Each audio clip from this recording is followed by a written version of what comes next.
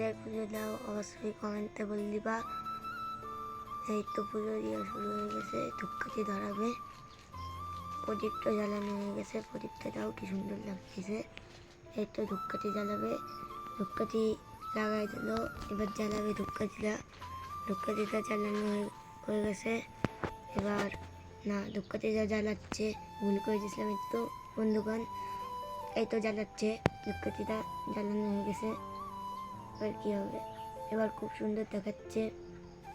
প্রদীপটা তুলে নিল, তুলে ঠাকুরের চারপাশে ঘোরাচ্ছে প্রদীপটা। এখন